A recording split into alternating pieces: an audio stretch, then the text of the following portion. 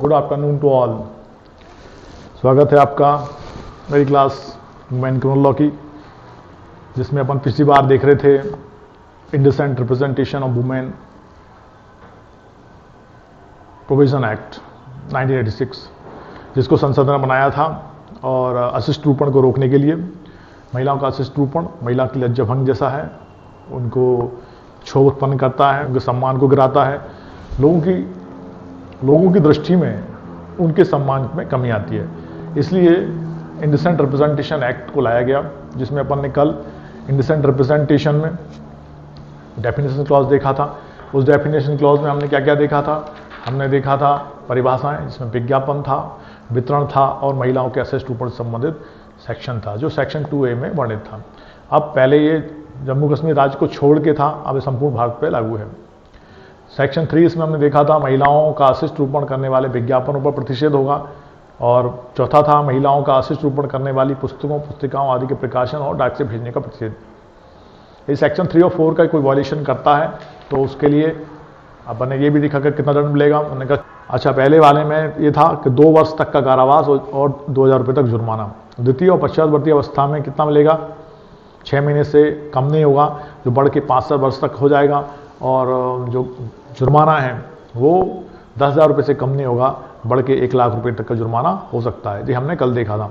ये शास्त्री में था, सैंक्शंस में। वहीं सेक्शन 5 था तो तलाशी लेने की पावर देता है, और यदि हम व्यक्तिगत किसी के घर में जा रहे हैं तो हमको सर्च वारंट की आवश्यकता पड़ेगी, और सर्च वारंट के माध्यम से व्यक्ति जाके जो इसे प्राधिकृत करेगा स्टेट गवर्नमेंट, वो व्यक्ति उसको जाके अथॉरिटी होगा और जाके वहाँ पे सर्च करेगा। और सर्च करने के लिए उन सभी नियमों का पालन करेगा जो दंड प्रक्रिया संहिता 1973 में उसके सेक्शन 94 में वर्णित हैं। और दंड प्रक्रिया संहिता में जो तलाशी है और तलाशी के आधार पर जो रखरखाव है चीज़ों का, उन सब का ध्यान रखा जाएगा। और ऐसी कोई वस्तु चीज़ पाई जाती है तो मजिस्ट्रेट संपर्क करेगा और उनको से पूछेगा कि इसको कहाँ रखें, कहाँ पे इसको रखवाया जाए या इसका क्या करना है। वहीं अब आते हैं हम आगे, उसके आगे बढ़ रहे हैं अपन। ये हो गया था शास्त्रीय सैंक्शन थे, सेक्शन 6। आज हम बात करेंगे सेक्शन 7 की, कंपनियों द्वारा अपराध। कंपनी भी अपराध कर सकती है क्या? भाई बिल्कुल कर सकती है। कंपनी को व्यक्ति माना गया है और कंपनी को दंड सजा नहीं मिल सकती कंपनी को इस टाइप की कि उसको शारीरिक रूप से दंड है, मतलब ऐसा जीवित व्यक्ति नहीं है। लेकिन कंपनी के माध्यम से काम करने वाले जो प्रबंधक हैं, जो रखरखाव करने वाले व्यक्ति हैं, उनको कंपनी के उन अधिकारियों को दंडित किया जाएगा, उसमें काम करने वाले व्यक्तियों को दंडित किया जाएगा, और कंपनी पर भी जुर्माना लगाया जाएगा। तो अब सेक्शन 7 की लैंग्वेज को हम सुनते हैं पहले। कंपनियों द्वारा अपराध। नंबर 1, जहां इस अधिनियम के अधीन कोई अपराध किसी कंपनी द्वारा किया गया है तो प्रत्येक व्यक्ति जो अपराध कारित किए जाने के समय उस कंपनी के कारोबार का संचालन करने के लिए अधिकृत एवं उत्तरदायी था। अधिकृत मतलब जिसको वो सौंपी गया था दायित्व, उत्तरदायी था मतलब लायबिल है, तथा भाई कंपनी भी अपराध का दोषी मानी जाएगी और उसके विरुद्ध कार्रवाई की उत्तरदायी होगी। तदनुसार दंडित भी किया जाएगा, उसी के अनुसार उनको दंडित किया जाएगा। परंतु इस उपधारा की कोई बात किसी ऐसे व्यक्ति को दंड का उत्तरदायी नहीं बनाएगी यदि वह यह सिद्ध कर देता है कि अपराध उसके ज्ञान के बिना घटित हुआ था। मतलब वहाँ पे काम करने वाले कोई अधिकारी है और उसके अंडर लोग काम करते हैं, उसको पता ही नहीं है कि वो काम क्या कर रहे हैं, या उनकी उससे छुपा के ऐसा कोई काम कर रहे हैं जो इलीगल है और इस एक्ट के अंतर्गत वो लीगल है, तो फिर वो व्यक्ति दंड का पात्र नहीं होगा, क्योंकि उसकी जानकारी के अभाव में वो सब हो रहा था। इसका क्लॉज 2 कहता है, अच्छा वह ऐसे अपराध घटित होने से निवारण करने की सम्यक तत्परता से कार्य किया था। अच्छा, और उसने ये भी ध्यान रखा था कि सम्यक सतर्कता का उपयोग किया था उसने, और उसके बावजूद ये काम हो रहा था, मतलब उसने जानने की कोशिश की थी क्या काम होता है, पर उसके सम्यक सतर्कता और सावधानी बरतने के बावजूद चोरी छुपे काम हो रहा था, तो वो व्यक्ति उसके लिए लायबिल नहीं होगा, उसको उस दंड से दंडित नहीं किया जाएगा, क्योंकि वो उसको जानकारी का अभाव है। अच्छा, एक और चीज़ समझने लायक है, वो ये है कि जब जानकारी का अभाव है, ऐसा कह के हम बच सकते हैं क्या? तो कुछ मामलों में ऐसा हो सकता है क्योंकि आपराधिक मनःस्थिति ही व्यक्ति को अपराधी बनाती है। यदि व्यक्ति की मनःस्थिति आपराधिक नहीं है तो व्यक्ति अपराधी नहीं होगा, ये इंपॉर्टेंट बात है। हमारा धक्का धोखे से लग जाता है और हम जानबूझ के धक्का लगाते हैं, दोनों में बहुत अंतर है ना। एक व्यक्ति जानबूझ के कुछ नहीं करता है और एक व्यक्ति जानबूझ के करता है। जैसे कि एक व्यक्ति है और नदी के किनारे बैठा है और एक बच्चा डूब रहा है, वो व्यक्ति बच्चा डूब जाता है, वो आंख बंद करके बैठा है, ये शो कर रहा है कि वो अच्छा ध्यान करता है या साधु है। और उसको बहुत अच्छा तैरना आता है, उसने क्या अपराध किया? उसने कोई अपराध नहीं किया। हाँ, उसने नैतिकता का अवमूल्यन तो किया है, नैतिकता का अपराध तो है, लेकिन विधान के अंदर ऐसा कोई दंड उसको नहीं दिया जाएगा। हाँ, लेकिन वहीं वो पुत्र बालक, उसका जो बालक डूब रहा था वो उसका पुत्र होता, तो उस पिता की लायबिलिटी थी अपने पुत्र को बचाना, है ना, फिर वो नहीं बचाता, उसका लोप करता यदि, तो दंड का पात्र हो जाता है।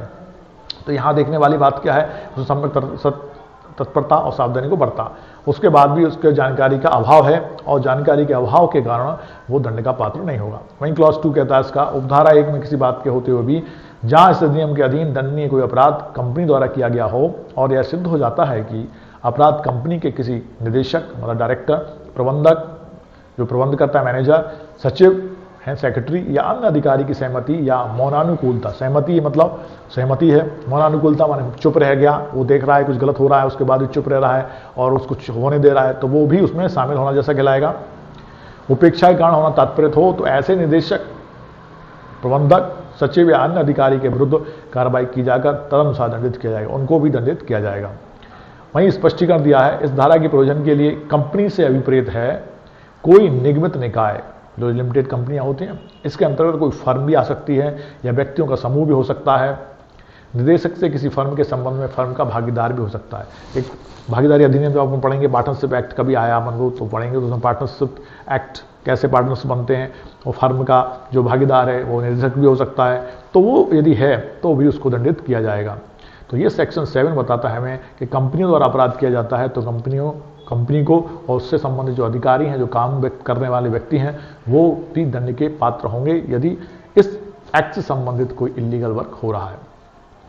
वहीं वो व्यक्ति बचे रहेंगे जिनने सम्यक सतर्कता सावधानी के बाद, उसको रोकने के बाद और उनकी जानकारी के अभाव में ऐसा कोई अपराध हो रहा है, घटित हो रहा है, तो वो उसके लिए उत्तरदायी नहीं होंगे। अब आता है सेक्शन 8 जो अपराधों का संज्ञेय और जमानती होना बताता है। सीआरपीसी में संज्ञेय अपराध और जमानती अपराधों के बारे में बताते हैं। अपराध वो हैं जिसको अपने सीआरपीसी की दंड प्रक्रिया संहिता के अंतर्गत उनकी प्रथम अनुसूची में उसको जमानती कहा गया है, ठीक है। और अजमानती वे हैं जिनको अजमानती कहा गया है। अजमानत वैसे साधारण भाषा में हम यदि समझें, अजमानती वे अपराध हैं जिनकी जमानत नहीं होगी। इसका मतलब ये नहीं है कि उनकी जमानत होगी नहीं, अजमानती से मतलब उनकी जमानत कोर्ट से होगी। जमानती अपराध वो हैं जिनकी जमानत कोतवाली से, पुलिस थाने से भी हो सकती है, ठीक है। अच्छा, और संज्ञेय हैं। संज्ञेय मतलब एक होता संज्ञेय कॉग्निजेबल और एक होता असंज्ञेय नॉन कॉग्निजेबल। संज्ञेय अपराध वो होते हैं जिनमें बिना वारंटी के भी व्यक्ति को गिरफ्तार करने की शक्ति होती है, क्योंकि वो अपराध 2 वर्ष या 2 वर्ष से अधिक के दंडों के लिए संज्ञेय मामले माने जाते हैं। और संज्ञेय अपराध से मतलब वो वे मामले जो संज्ञेय हैं।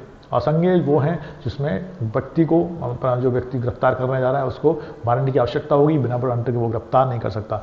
ये मान लीजिए संज्ञेय को सीधे अर्थों में संगीन किस्म के अपराध, गंभीर किस्म के अपराध जिसमें 2 वर्ष से अधिक के कारावास का दंड प्रावधान हो सकता है।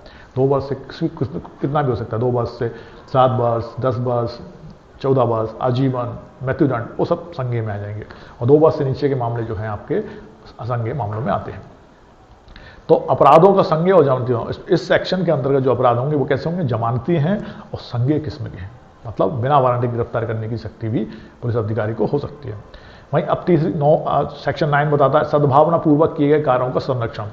सद्भावना पूर्वक क्या होता है? सेक्शन 54 ऑफ आईपीसी सद्भावना के बारे में बात करता है, बोनाफाइड नेचर। तो उसके लिए परिभाषा दी गई है, कोई भी कार्य सद्भावना पूर्वक किया गया नहीं कहा जाएगा, नेगेटिव फॉर्म में है, नहीं कहा जाएगा यदि वह सम्यक सतर्कता और सावधानी के साथ ना किया जाए। कोई कार्य मानो सम्यक सतर्कता और सावधानी के साथ ना किया जाए तो वो सद्भावना पूर्वक किया गया नहीं कहा जाएगा। मैं साइकिल चला रहा हूँ, मैं मोटरसाइकिल चला रहा हूँ, मैं ट्रक चला रहा हूँ, उपेक्षापूर्ण तरीके से चला रहा हूँ, कहीं भी चला रहा हूँ, रूल्स ऑफ रेगुलेशन का पालन नहीं कर रहा, तो मैंने सम्यक सतर्कता सावधानी को नहीं बरता है। मेरा कर्तव्य था कि मैं देखूँ कि क्या घटना घट रही है। एक पुलिस अधिकारी का कर्तव्य है कि वो देखे कोई भी घटना घटती है उसके इलाके के में और जो कि उसको लगता है कि संदेहास्पद है, तो उसको सम्यक सतर्कता और सावधानी का पालन करके वहाँ एक्टिव हो जाना चाहिए। बाद में वो कहता है कि नहीं, मुझको आइडिया नहीं था, हो सकता है कुछ हो सकता था, मुझे दिखा तो था कुछ हो रहा था, तो ये क्या हो गया, उपेक्षापूर्ण व्यवहार हो गया, तो ऐसा व्यक्ति सद्भावना में नहीं कहलाएगा। तो यहाँ पे जो केंद्रीय सरकार है और जो राज्य सरकार है या केंद्र सरकार या राज्य सरकार के किसी अधिकारी के विरुद्ध सद्भावना पूर्वक किए गए कार्यों के आधार पर उनको संरक्षण प्राप्त है, क्योंकि यदि वो कोई काम कर रहे हैं केंद्र सरकार राज्य सरकार द्वारा पदस्थापित वो अधिकारी हैं, प्राधिकारी हैं, सर्च करते हैं, वारंट करते हैं, सर्च करते हैं, तलाशी लेने घुस जाते हैं या किसी व्यक्ति को पकड़ लेते हैं, गिरफ्तार कर लेते हैं, उन्हें पूरी सम्यक सतर्कता और सावधानी का प्रयोग किया है, तो ऐसे जो अधिकारी हैं या प्राधिकारी हैं उनको सद्भावनापूर्वक किए गए कार्य के आधार पर संरक्षण प्राप्त है। उनको अपराधी नहीं बनाया जाएगा केस में। जैसे कि मैं आपको एक एग्जाम्पल देता हूँ, एक ए पुलिस ऑफिसर है, ए पुलिस ऑफिसर है जो बी चोर को पकड़ने निकला है, ठीक है। वो बी चोर को जानता नहीं है वो कैसा लगता है। वहां पर सी है, वो जानबूझ के बी को एक अन्य व्यक्ति को बता देता है कि बी ए को कहता है कि यही आपका वो चोर है, पकड़ लीजिए। तो ए पूरी सब आसपास के लोगों से पूछने की कोशिश करता है, जानने की कोशिश करता है, फिर कोशिश करने के बाद जितना ज्ञान मिलता है उसके बाद वो बी को पकड़ लेता है, जबकि बी वास्तव में बी नहीं है, वो ई है ना। तो उसने क्या किया, सम्यक सतर्कता सावधानी से काम किया और ई को ले जाके पुलिस थाने बंद कर देता है। जब मामला कोर्ट में आता है पुलिस न्यायालय कहता है किसको पकड़ लाया आप, तो ये तो ई है ना बी नहीं है।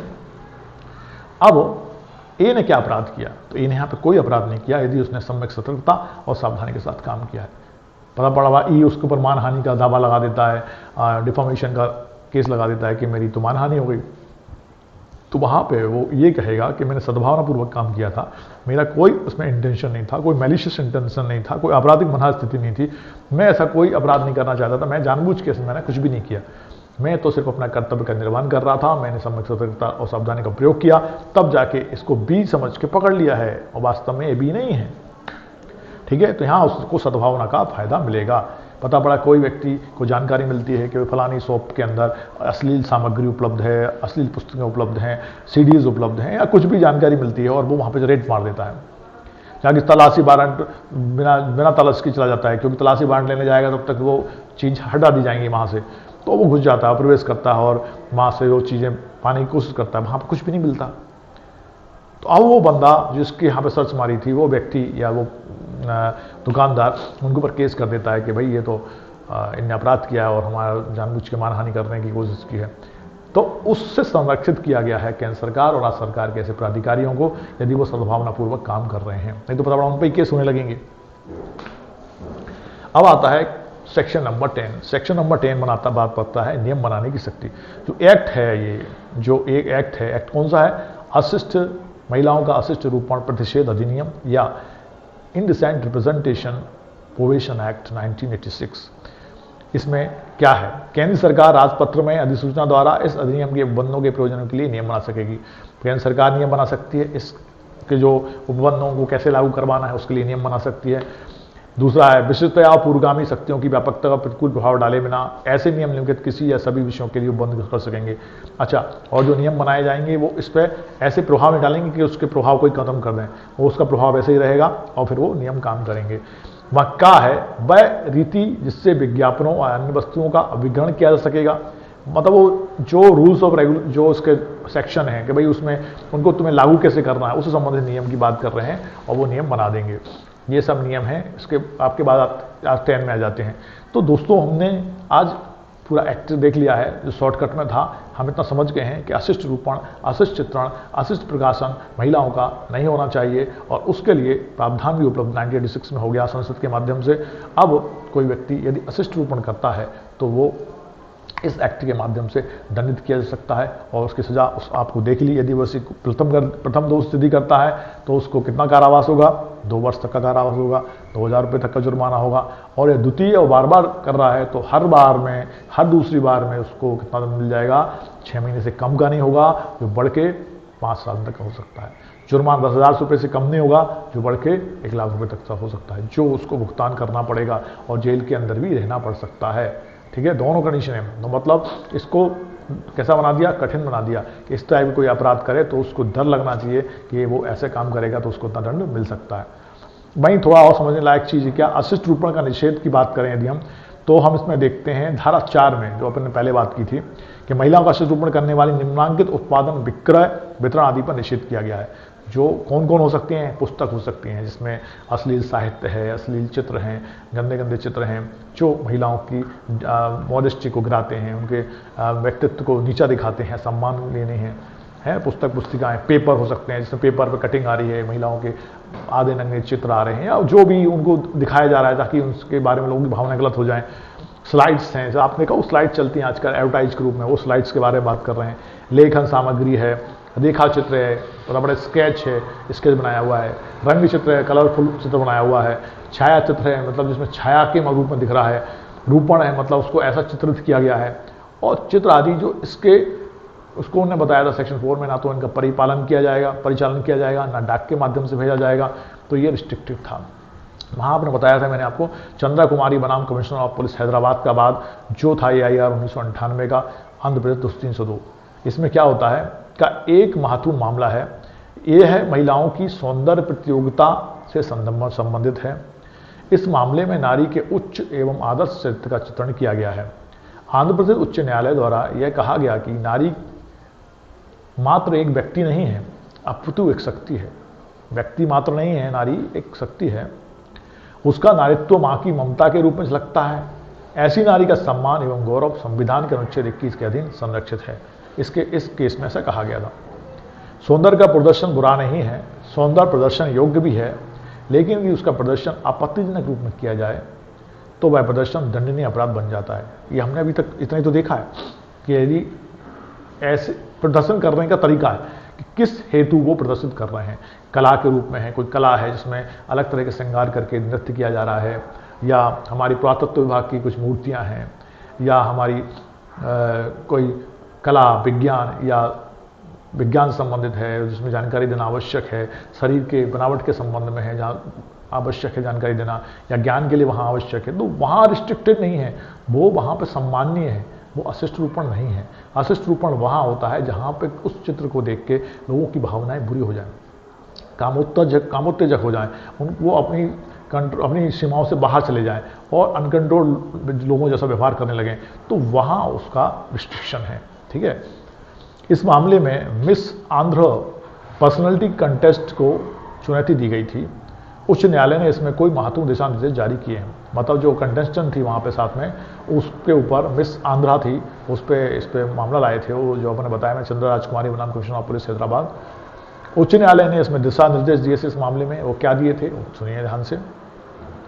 सौंदर्य प्रतियोगिता में शालीनता एवं नारी गरिमा का ध्यान रखा जाए, शालीनता होना चाहिए और नारी गरिमा का ध्यान रखा जाना चाहिए, मतलब जो भी उनको वस्त्र अलंकार आदि पहनाए जाए तो वो ऐसे पर्याप्त हों जिससे कि उनका अंग प्रदर्शन अत्यधिक मात्रा में ना हो और इस तरह से ना हो कि लोगों को वो शालीनता ना लगे। दूसरा था ये आंध्र प्रदेश की परंपरागत संस्कृति के अनुरूप हो। वहाँ की जो आंध्र प्रदेश की जो पारंपरिक संस्कृति है, वहाँ पे जिस तरह से साड़ी पहनी जाती है, जिस तरह से कपड़े धारण किए जाते हैं, ब्लाउज वगैरह सब बढ़िया से अच्छे से पहने जाते हैं, तो उस लिबास में वहाँ पर प्रतियोगिता हो। सौंदर्य प्रतियोगिता के दौरान मादक एवं नशीले पदार्थों का उपयोग न किया जाए, और जो प्रतियोगिता हो रही है उस समय मादक और नशीले पदार्थ जो हम कहते हैं, जो टैक्स आपके माइन हैं या कोई संबंधित ऐसे नशीले पदार्थ हैं जिससे नशा हो जाता है, उनका उपयोग न किया जाए। समुचित बैठक की व्यवस्था की जाए, बैठने की समुचित व्यवस्था हो लोगों की, ताकि लोग वहाँ से उच्चक उचक के जंप ना करें और बीच में हस्तक्षेप न कर दें। प्रतियोगिता यथासंभव रात्रि के 10 बजे पूर्व समाप्त हो जाए और 10 बजे के पहले वैसी प्रतियोगिता को समाप्त हो जाना चाहिए।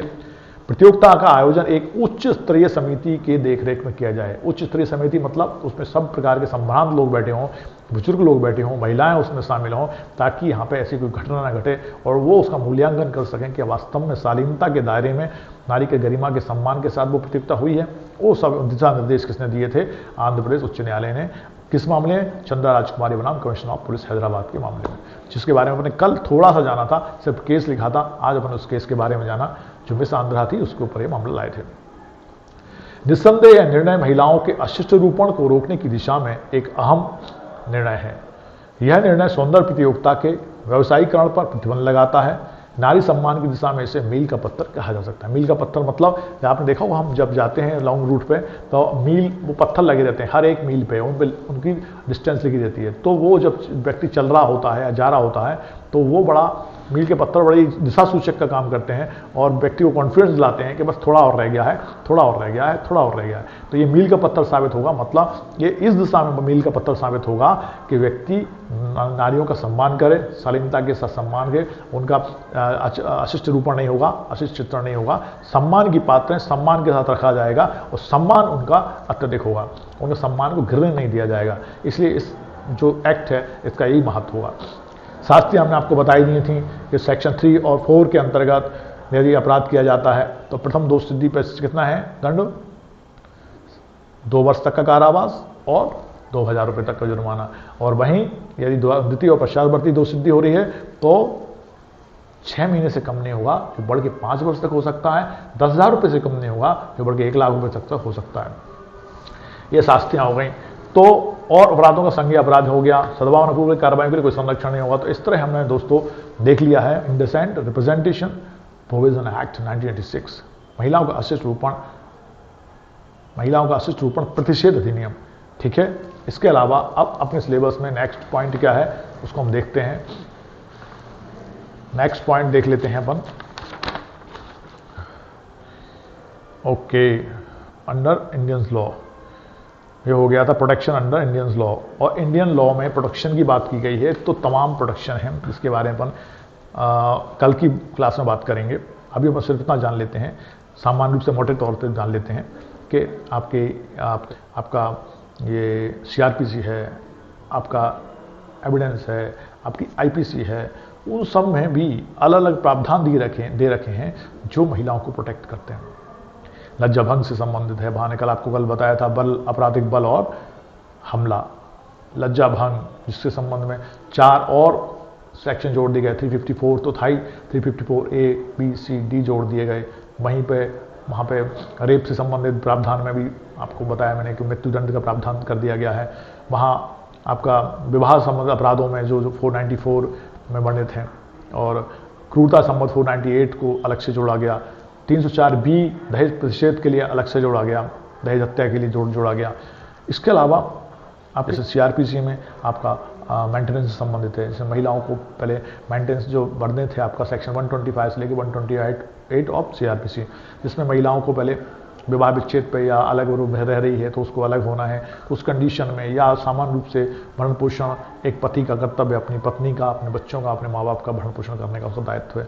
तो उसमें मान लो अलग हो गई है तो उसको भरण पोषण में पहले 500 रुपये मिलते थे, बढ़ के फिर 2000 हो गए, फिर 3000 हो गए। लेकिन अब न्यायालय ने निर्धारित कर दिया है कि पति की हैसियत और महिला की हैसियत को देखते हुए वो राशि निर्धारित की जाएगी और वो कितनी भी हो सकती है, मतलब अनलिमिटेड हो सकती है।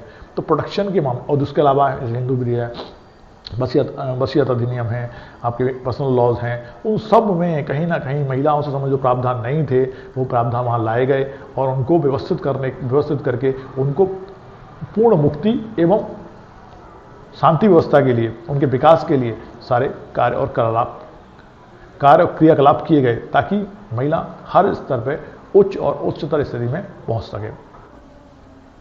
अपन ने इसको देख ली, शालीनता वाली बात तो अपन ने कल देख ली थी, शालीनता भंग वाली बात देख ली थी जो IPC में वर्णित है ना, सेक्शन 509 स्त्री की लज्जा भंग 354 है ना, और वहीं सेक्शन 509 है जो छीटा कसी के बारे में बात करता है।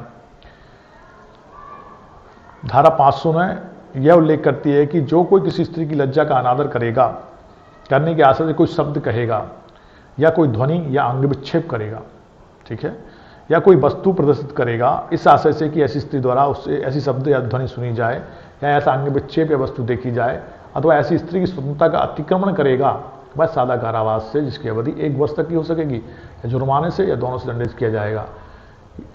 यह धारा स्त्री की लज्जा को अपमानित करने वाले व्यक्ति के लिए दंड का प्रावधान करती है। ठीक है, कितना दे रहे हैं? 1 वर्ष तक का कारावास, जुर्माना और दोनों हो सकते हैं। और कर क्या रहा है व्यक्ति? कोई शब्द कह रहा है, कोई ध्वनि कर रहा है, कोई अंग विक्षेप कर रहा है ऐसा, या कोई वस्तु प्रदर्शित कर रहा है, दिखा रहा है, ऐसी स्त्री द्वारा ऐसे शब्द सुने जाएं, देखे जाएं, ताकि उसके मन में क्षोभ हो जाए और उसको बुरा लगे और वो उसको इन्फीरियरिटी लग जाए और उसको ऐसा लगे कि यार कैसा माहौल है, मेरे को तो जीना मुश्किल हो गया है। तो वो उस कंडीशन में ऐसे व्यक्ति को यदि वो दोष सिद्ध होता है, अच्छा एक में इंपॉर्टेंट बात रह गई, कल मैं आपको बता रहा था, दोष सिद्धि क्या है या दोष मुक्ति क्या है। जब कोई मामला कोर्ट में आता है, जब मामला कोर्ट में आता है तो न्यायालय क्या करता है कि उससे संबंधित साक्ष्य उपलब्ध कराता है कि भाई आप अपनी बात जो कह रहे हैं उस बात को हम माने, इसके लिए आप कुछ साक्ष्य उपलब्ध कराइए। तो दोनों ही पार्टियां अपने अपने साक्ष्य उपलब्ध कराती हैं। जो अपने साक्ष्य उपलब्ध कराती हैं तो सिर्फ साक्ष्य उपलब्ध नहीं कराना है, उसके सपोर्ट कुछ रेफरेंस भी देना है कि भाई ऐसा फलाने मामले में ऐसा इस चीज़ के लिए ऐसा हुआ था। न्यायालय की नज़ीरें दी जाती हैं और जब दोनों तरफ के पक्ष विपक्ष के साक्षी एविडेंस सब कुछ हो गया तो फिर न्यायालय क्या करता है, उसको देखता है और फिर उनसे कहता है कि भाई इस आर्गूमेंट करिए। तो दोनों पक्षों के वकील या एडवोकेट, अटॉर्नी जनरल जो भी हैं वो सब क्या करते हैं, अपनी अपनी जिरह करते हैं। इसको जिरह कहते हैं हिंदी में, और इंग्लिश में आर्गूमेंट कहते हैं। आर्गूमेंट करने के बाद न्यायालय दोनों पक्ष अपनी अपनी बात रख देते हैं। जो विक्टिम पक्ष है वो अपनी बात रखता है, एक्यूज पक्ष है वो अपनी बात रखता है। रखने के बाद न्यायालय अपना निर्णय सुनाता है और न्यायालय निर्णय में पाता है यदि कि एक्यूज ने कोई अपराध नहीं किया तो वो उसको दोष मुक्त कर देगा, ध्यान रखना। और एक्यूज कहेंगे जब तक कि कोई व्यक्ति अपराधी साबित नहीं हो जाता, उसके ऊपर कोई दोष सिद्ध नहीं हो जाती, तब तक वो एक्यूज है, आरोपी। और जब वो दोष सिद्ध हो जाता है कि भाई इसने ये फलाना अपराध किया तो न्यायालय उसको दंडित करेगा, और जब न्यायालय उसको दंडित करेगा तब वो अपराधी कहलाएगा। तो अपराधी तब तक नहीं है जब तक कि दोष सिद्ध नहीं हुआ, और जैसे ही दोष सिद्ध हुआ तो उसको उससे संबंधित प्रावधान, चाहे वो आईपीसी का हो चाहे किसी भी अन्य विधान का हो, उससे संबंधित जो दंड का प्रावधान है उसको दंड उसको सुनाया जाएगा। और डिस्क्रिमिनेशन पावर यदि न्यायालय के पास है, विवेकाधिकार न्यायालय के पास है कि कितना दंड देना है, तो न्यायालय उतना दंड देके अपनी बात कह देगा। तो ये दोष सिद्धि हुई, और फिर उस व्यक्ति को दोष सिद्ध कहेंगे। तो वो यहाँ दोष सिद्ध आ रहा है प्रथम दोष सिद्धि पे। मतलब प्रथम दोष सिद्धि पे मतलब क्या है, तो प्रथम बार में उसका अपराध सिद्ध हो गया और वो अपराधी हो गया। द्वितीय दोष सिद्धि पे द्वारा से उसने दंड किया, फिर दोष सिद्ध हो गया, अब उसको फिर दंड दिया जाएगा। ठीक है, तो ये प्रथम दोष सिद्धि और द्वितीय दोष सिद्धि दोनों को हमने देखा। तो दोष सिद्धि क्या है, जब दोष सिद्ध हो गया और दोष मुक्त हो गया, मान लो उसे छोड़ दिया तो कोई अपराधी नहीं किया है। तो अपराधी कब है, जब उसने कोई काम किया, अपराध किया, तब अपराधी नहीं है। जब उसके ऊपर अपराध सिद्ध हो गया तब वो अपराधी होगा, उससे पहले तक वो एक्यूज है। ठीक है, अच्छा, अभी अपन सेक्शन 509 की बात कर रहे थे जो कैसे संबंधित है, insulting the modesty of a women, स्त्री की लज्जा भंग से संबंधित है। सेक्शन 509 क्या कह रहा है वो हमने देखा। अब इसमें इस धारा के आवश्यक तत्व देखें पहले ध्यान से।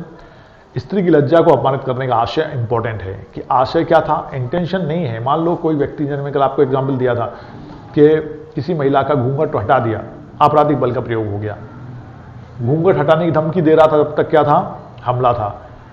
मान लो कोई व्यक्ति जा रहा है, धोखे से उससे हवा तेज चल जाए या कुछ चीज उसके हाथ में है वो फंस जाए और घूंघट हट जाए, तो यहाँ क्या अपराध हुआ, यहाँ अपराध नहीं हुआ, क्योंकि यहाँ उसका इंटेंशन ही नहीं है उसको हटाने का। ना तो उसने कोई धमकी दी है, ना कोई इंटेंशन है, वो धोखे से हुआ है, तो वो अपराध की श्रेणी में नहीं आएगा। ऐसे अपमानजनक शब्दों द्वारा, ध्वनि द्वारा या अंग विक्षेप द्वारा या किसी वस्तु के प्रसन्न द्वारा किया जाना तथा ऐसी स्त्री की एकांतता का अतिक्रमण किया जाना। मान लो महिला एकांत में रहती है, एकांतवास में रहना उसको पसंद है, या वो अपनी पुरानी रीति या अपने संस्कारों के हिसाब से रहती है, तो आप उसकी एकांतता को भंग कर रहे हैं, तो वो भी इसी के अंतर्गत आएगा। इसमें एक मामला था, तारक दास गुप्ता बनाम सम्राट, 1925 का मामला है। कैसा मामला है, 1925 का मामला है। और 28 मुंबई एलआर 99 के मामले, अभियुक्त विश्वविद्यालय का एक स्नातक था। उसने नर्स के पास एक पत्र भेजा और उसमें अभद्र मांग की और सूचित किया कि यदि उसे शर्त मंजूर हो तो वह स्वीकृति बताने के लिए कार्य विशेष करके सूचना दे। यह धारण किया गया कि अभियुक्त इस धारा के अंतर्गत दोषी था। मतलब उसमें वो इनवाइट कर रहा था कुछ गलत काम के लिए, और उससे संबंधित उससे वो कह रहा था कुछ संकेत करे तो वो समझ जाएगा। तो ये कायम में आया गया, सेक्शन 509 में आया था। कल अपन सेक्शन 509 को कंटिन्यू करेंगे, इसके साथ सीआरपीसी के कुछ संबंधित प्रावधान बताएंगे जो महिलाओं को प्रोटेक्ट करते हैं, क्योंकि अपना यूनिट 2 का ये लास्ट भाग चल रहा है कि नेशनल लॉज के ऊपर क्या है उसमें। तो अपन कल मिलते हैं बेटा, गुड डे।